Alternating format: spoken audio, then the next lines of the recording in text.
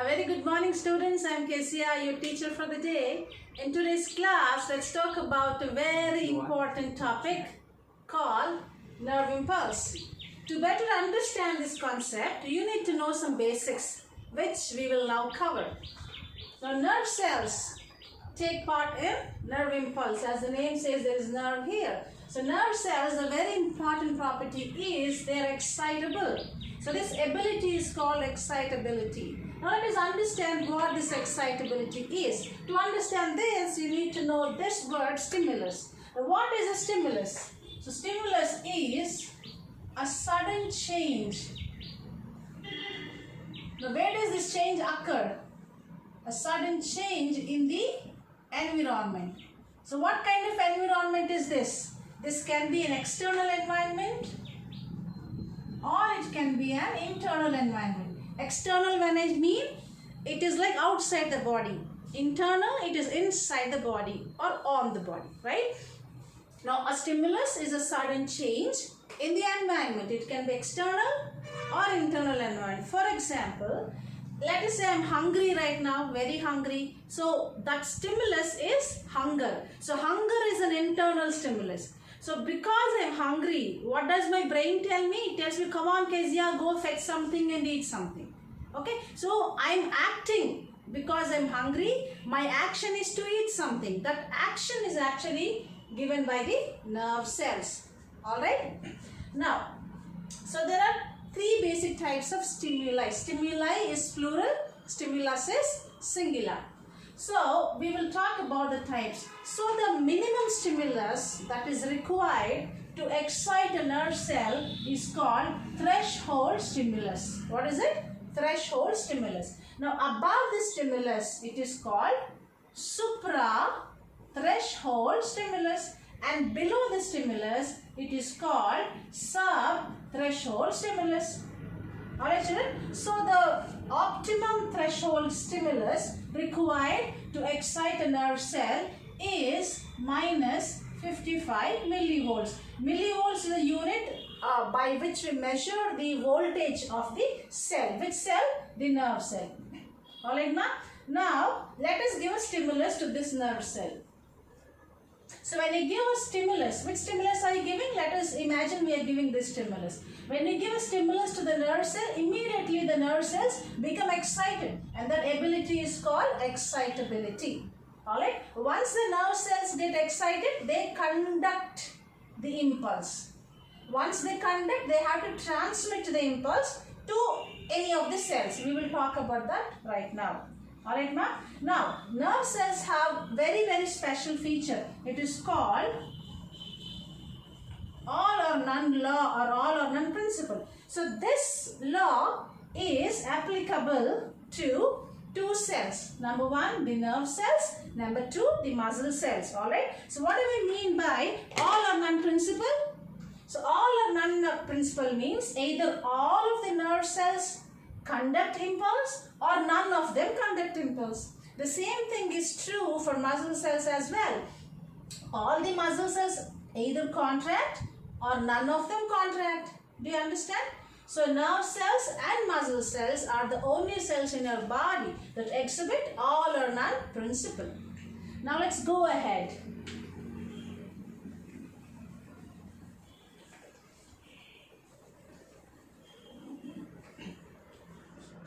Now, let us say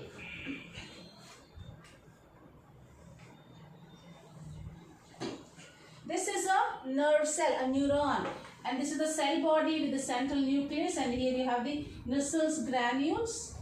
I think you are familiar with all these things. And now here you can see a region, this particular region, which is the starting of the axon. So that region is like a hill, like this. So this is called hillock. So what hillock is it? Axon hillock. So if I consider my hand to be the neuron, these are the dendrites. This is the cell body, while this becomes the axon. So the starting point of the axon is this region. So this region is called the axon hillock. So that's the axon hillock. This becomes the axon. And here axon has a region called axon terminal. And this axon terminal ends in a bulb, let us say. So this is our synaptic bulb. Alright, ma? Then you can call this to be the synaptic bulb. And then our synaptic knob, KNOB. Now inside this synaptic knob, you have synaptic vesicles. Alright. Now inside the synaptic vesicles, what are stored? Yes, these are the neurotransmitters. So whenever a stimulus is given to the dendrite here, so stimulus is generated at the axon hillock and stimulus is conducted throughout the axon and finally it gets out through the terminal. Because stimulus is generated at the hillock, we call axon hillock as the trigger zone. Because axon is the one that is conducting the impulse, we call axon as the conducting zone. And because it is the axon terminal that transmits the impulse to the next neuron or the next cell, we call the axon terminal as the output zone. Alright? Now, if I call this to be a neuron N1, the other friend of the neuron can be N2, neuron 2, or it can be a muscle cell, or it can be a gland cell. Alright, children? So in the entire body, in the entire lifetime of a neuron, it has only 3 friends to talk to. Who are they?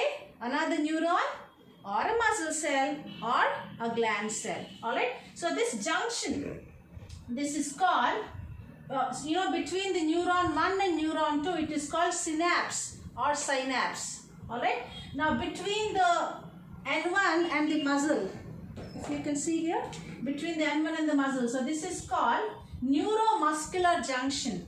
And between the gland and the neuron, this is called neuroglandular junction.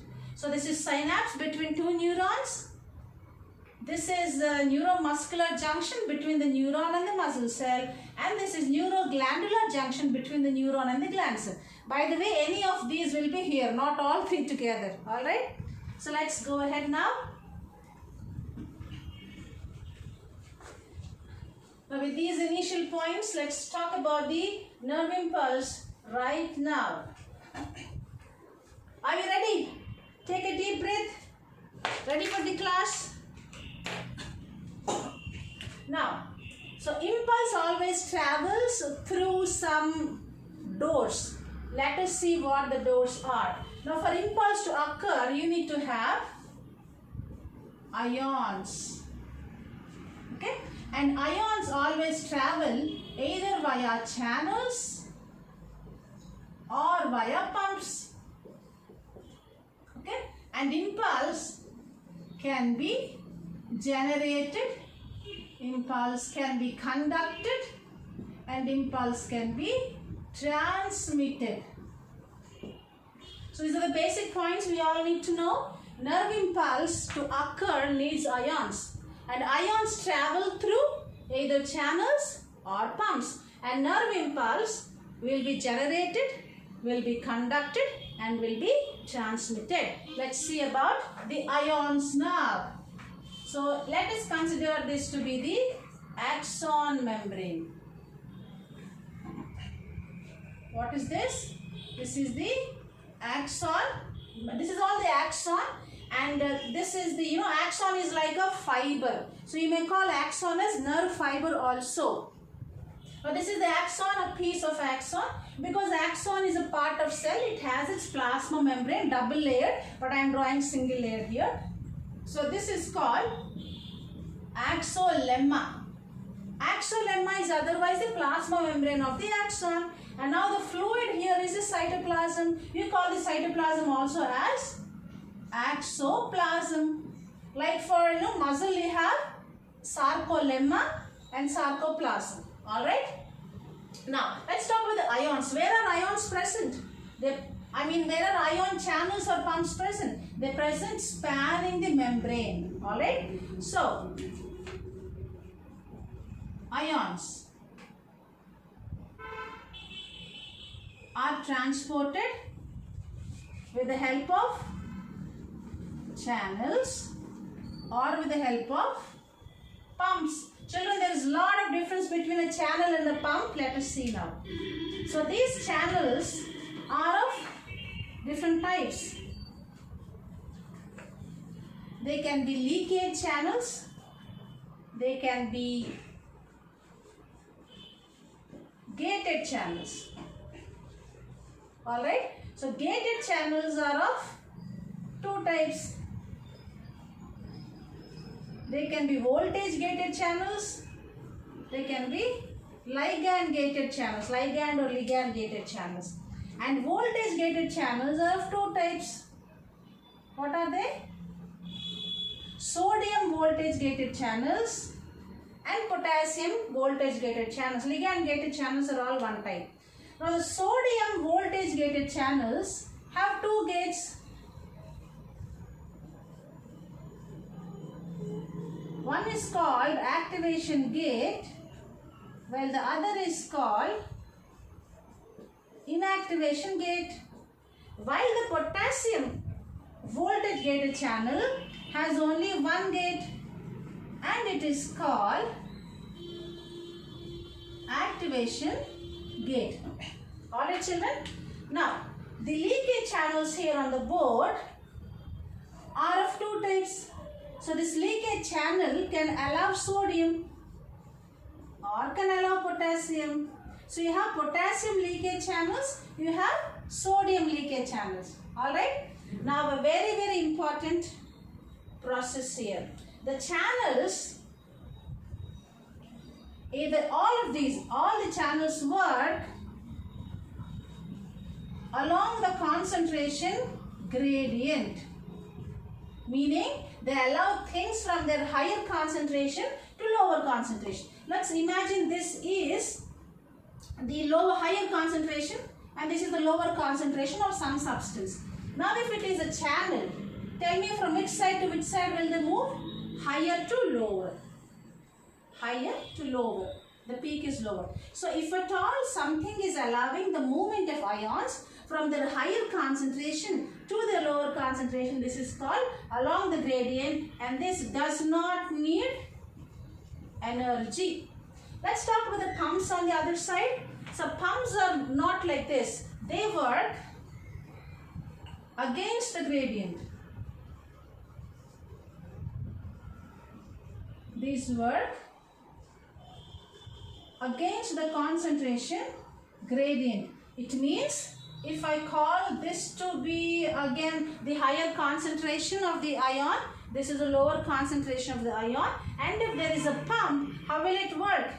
So it works against the gradient, meaning it is allowing the ion transport from a lower concentration to a higher concentration. So this definitely needs energy. Got the difference now?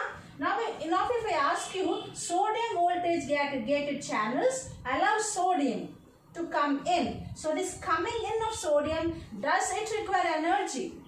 It does not, because channels, they work along the concentration gradient. Okay. Now a special difference to note here, voltage gated channels, they either open or close only when there is a change in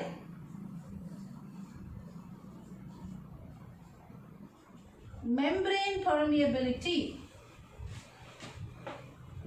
Keep it in mind children.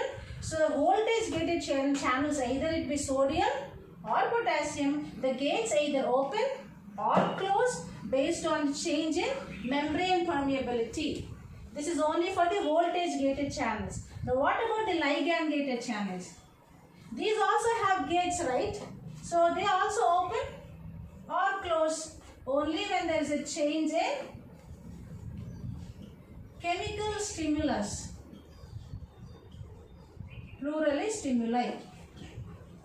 So voltage gated channels open or close with respect to change in the membrane permeability, while ligand gated channels open or close with respect to change in chemical stimulus. Okay, what is chemical stimulus? chemical is otherwise neurotransmitter. So based on the neurotransmitter presence or absence, the ligand-gated channel is either open or closed. But based on the membrane permeability, either it is positive inside or negative inside, the voltage-gated channel is either open or closed. Alright? So now, I think this is all clear to you. So potassium voltage-gated channel has one gate, and that one is activation gate. And sodium voltage-gated channel has two gates, one activation and one inactivation. So let us imagine this is a resting neuron, resting axon. And let me show you the channels. So you can see here, leakage channels are here.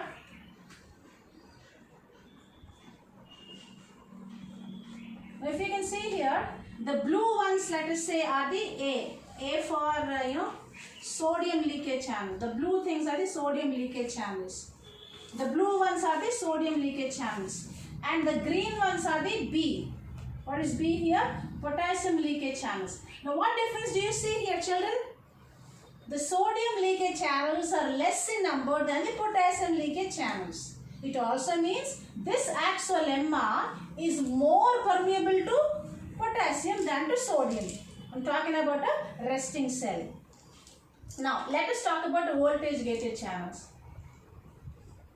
So this is sodium voltage gated channel. It has two gates, you see. Activation gate outside, inactivation gate inside.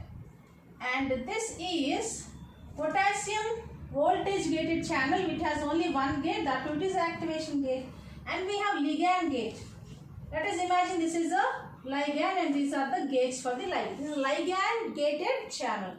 And this is all about the ion channels. Now let's talk about the pump. Look at this, very, very, very important. So this is the pump here. Alright. So what does this pump do? Yeah, the function of the pump is to take out 3 sodiums while bringing in 2 potassiums. Very, very, very important, children. The function of the pump is to allow 3 sodiums out and to take 2 potassiums in. So is this working along the gradient or against the gradient? Yes, tell me. Pumps work against the gradient. Pumps work against the gradient. It means this is working against the gradient. When I say against, it means it is allowing the ions from their lower to higher concentration, right? Now this all is happening right now in a resting state. Now in a resting state, see, the voltage channel is closed. Everything is closed. Only 2 things are open. The leakage channels and the pump. Now tell me, if I call this to be a resting axon, is sodium more inside or more outside? In a resting axon, in a resting neuron, is the sodium ion more inside or more outside? Obviously, sodium should be more outside. Why? Because the pump allows from lower to higher. See, the pump is allowing the ions traveling from lower to higher. So, sodium is more outside. So, lower to higher it is going. It means potassium is more where? Potassium is more inside. So, more inside, less outside. So, less to more. Less to more is otherwise against the concentration gradient. Alright, children? Now, let's go ahead.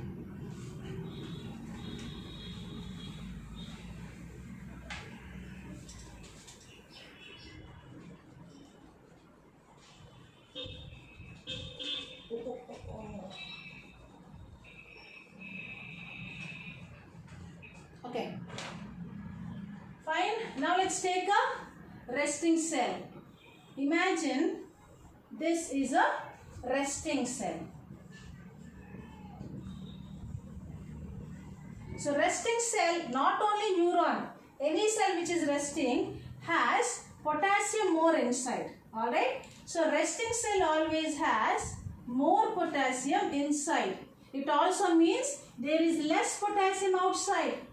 Alright. A resting cell has more sodium outside. It also means there is less sodium inside. Right?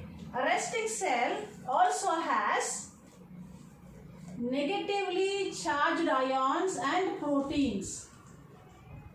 inside the cell.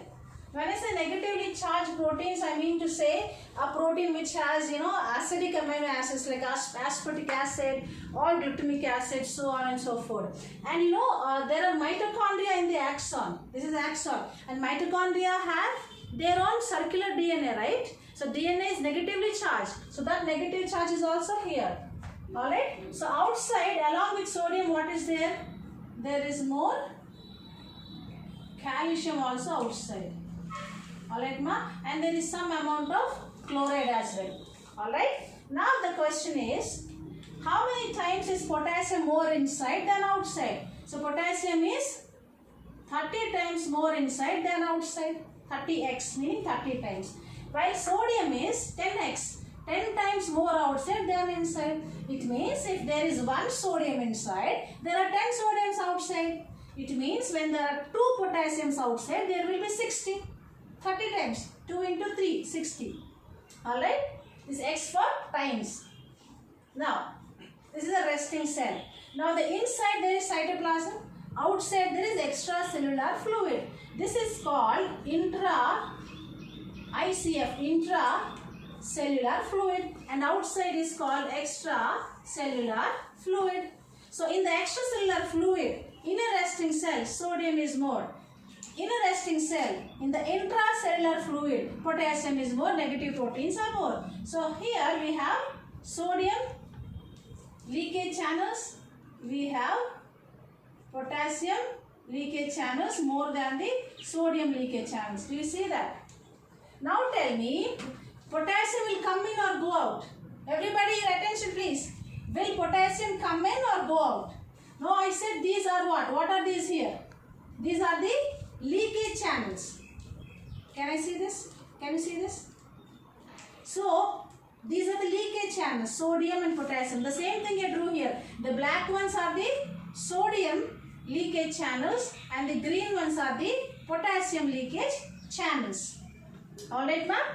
Now tell me, if these are leakage channels, will they promote along the gradient or against the gradient? Yes? Look at this. These all channels they work. Can you see this? These all channels work along the gradient. So if this is a channel working along the gradient, what is traveling? Tell me. Where is sodium more? Sodium is 10 times more outside than sodium inside. So if it is along the gradient, sodium will come in or go out?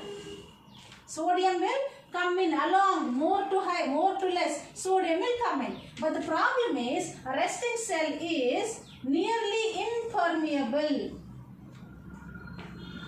to sodium. And the good news is, it is very, very freely permeable to potassium. Alright children? So higher to lower, sodium has to come in through the leakage channel because they are traveling along the gradient. But because the cell membrane is impermeable, sodium hardly can come inside. What about the potassium? Tell me. Potassium in a resting cell is more inside and less outside. How will the transport be? Tell me. How will be the transport? Will the potassium go outside or come inside? Out to in or into out? Out to in or into out? I already told you, leakage channels are along the gradient. Along meaning, allow the things from higher to lower. Higher is here, so potassium will come out. So potassium from here will start to go out. As more and more potassium is going out, inside becomes less and less positive. So inside becomes negative, relatively outside is positive. Do you understand, children? So in a resting cell, where is it? It is permeable to potassium, so potassium is going out. Why potassium is going out? Why is it not coming in? It is going out because the leakage channels are working along the gradient. Along the gradient meaning from its high concentration to its low concentration. The same channels are on this side also. I did not show you that. Alright. Now in the same resting cell, let's see this. Come on everybody, be active. Now here you have the pump. Now can you tell me, among these, which are active in a resting cell? Yes, these are the sodium leakage channels are active. and the green ones are the potassium leakage channels. They are also active, and this is the pump. It is also active. It means the gated channels are closed during this time. Alright. Now what is this pump doing? Pump is active in a resting cell. What will the pump do? Will it allow things from high to low or low to high? Pumps are against the gradient, meaning they allow things from the low to high. Now tell me, sodium is where low? Inside. So if it is a pump, will it allow low to high or high to low? Low to high, because it is a pump. So sodium will go outside. And potassium, will it go outside or come inside? Potassium also is traveling from low to high. Where is low, where is high? Low to high, meaning from outside it will come inside. But here keep in mind, for every 3 sodiums out, there are 2 potassiums that walk in. And we just understand, is it 20 minutes? 30 minutes? Alright. Now we just understood that 3 sodiums are going out, 2 potassiums are coming in, right? So this is working against the gradient. Against the gradient requires energy. That energy comes from the breaking down of ATP into ADP and inorganic phosphate. Alright. Now this breaking is done by a catalyst, biocatalyst. What is that? It's an enzyme, right? This pump itself is an enzyme. What enzyme is it? It is ATPase. Because it is transiting a sodium and potassium, you can call it as sodium potassium ATPase pump. Alright, so sodium potassium ATPase pump is the one that is maintaining the resting cell. This resting cell has a membrane. Do you see this? It's a membrane. And this membrane has an ability. The ability is called potential. So the resting cell will have resting membrane potential, RMP. The resting cell will have resting membrane potential. What is this potential? If you can see, there is an unequal distribution of charges. Plus outside, minus inside. Do you see that?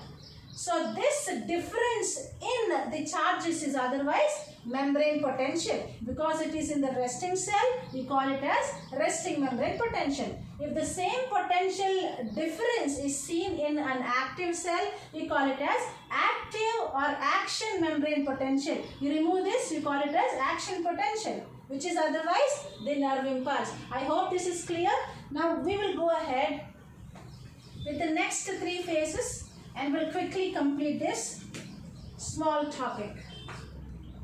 Yes, it's a small topic.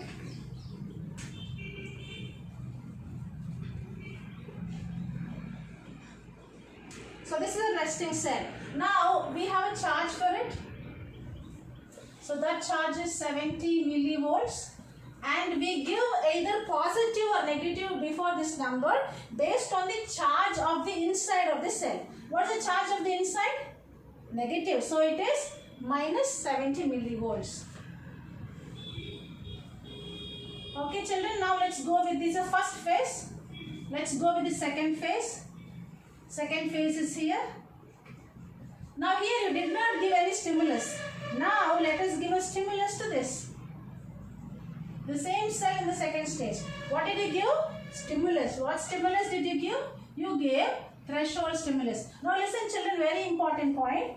We know there is sub-threshold stimulus. We know there is threshold stimulus. We also know there is supra-threshold stimulus. Yes or no? We just learned in some time, right? Now, in life I always keep telling you should be like a nerve cell. Why like a nerve cell? This is the reason. Look at this. Now you give a subwhole threshold to a nerve cell. The nerve cell is not excited.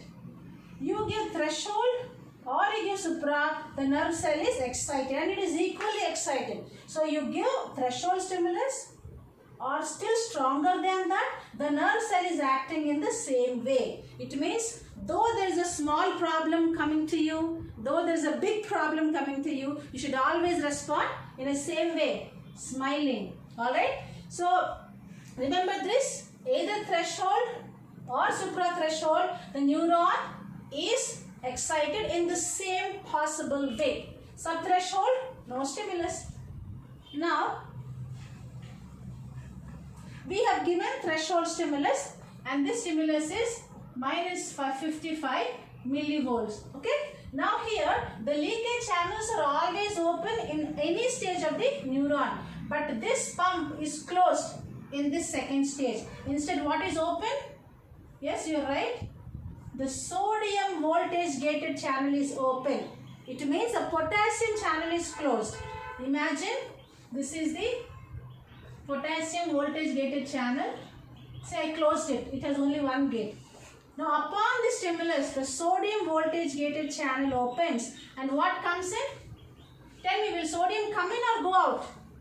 Tell me, will sodium come in or go out? Now I said this is a gated channel.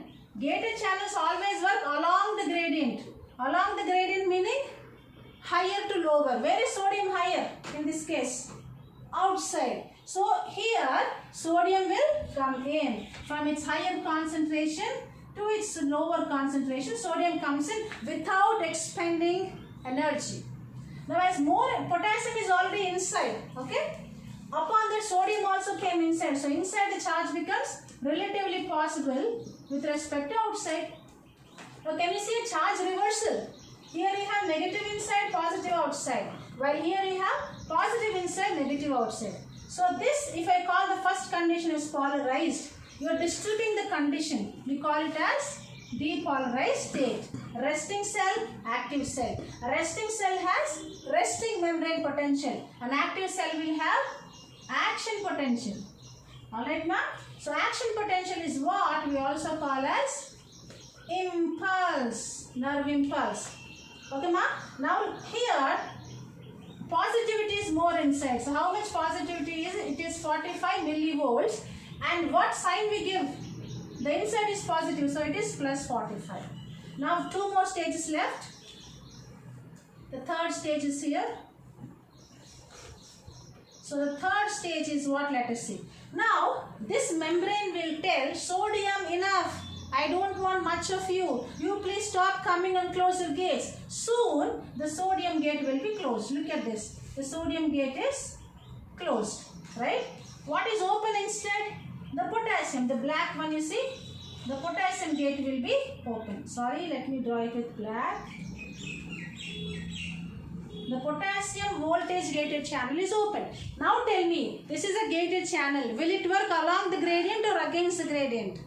Along. Along is high to low or low to high? High to low. Where is potassium more? Inside. So potassium will move outside. So from high to low, potassium will walk out. See, sodium is still inside, children. Instead of that, on the contrary, potassium is going out. So potassium with plus charge is going out. Inside becomes less positive, meaning negative, relative to outside. So this is just opposite to this, while this is equal to this. Minus inside, minus inside. Plus outside, plus outside. So you are getting back the polarity. You are getting back. So it is called repolarization and it is again minus 70 millivolts. Now after some time, what happens is, you know, like you and me, the potassium channel gates are very lazy. They don't close very fast. If this is a sodium gate, it will close very fast, open very fast. But if it is potassium gate, it opens fast, but it takes time to close. So during its closure time, more and more potassiums will slip outside. Am I clear? Is the class good going on? So let's see the last condition. All be happy, we're ready to wind up the class. Now here see, potassium channel is closed, right? And, sodium channel is closed. The black potassium, let me draw here. Black potassium channel is ready to close. Is it completely closed?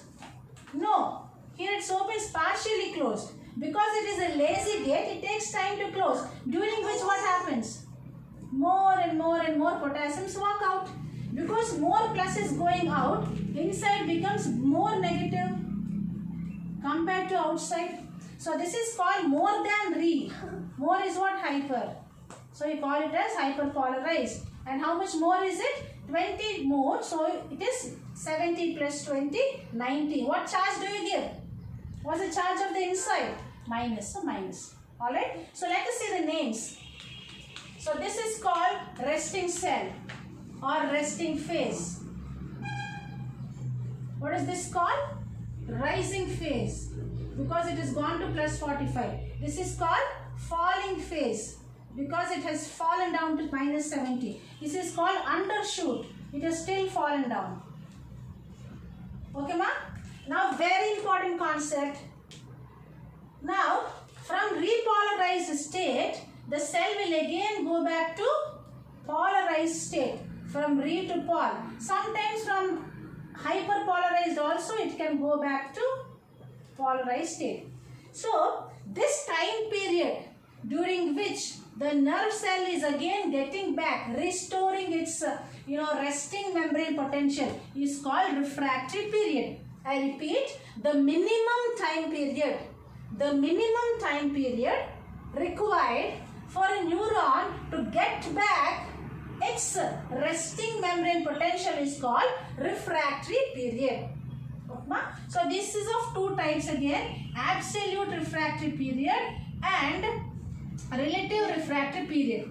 Absolute meaning if at all one impulse is going on, the second impulse does not generate. Let us see. If I call this to be neuron 1, alright, just a string I drew, it's a neuron 1. So AP, action potential, is being generated. It's being conducted. So as long as one action potential is going on, the second action potential, as long as the first action potential is going on through the neuron, the second potential is not generated. This period is called absolute refractory period. Now, you give a very big threshold stimulus, more than this. So let us say for first action potential you give 2 moles. For second action potential you give 20 moles of stimulus. That is when the second action potential can be generated. It is called relative, in relation to first one. Do you understand? Absolute meaning, as long as the first action potential is going on, second potential will not be conducted. Relative refractory period means, though first action potential is going on, if you give very much high stimulus, second action potential can also be generated. Alright? Now let's talk about the transmission. What is the time? 40 minutes? It's 10 minutes.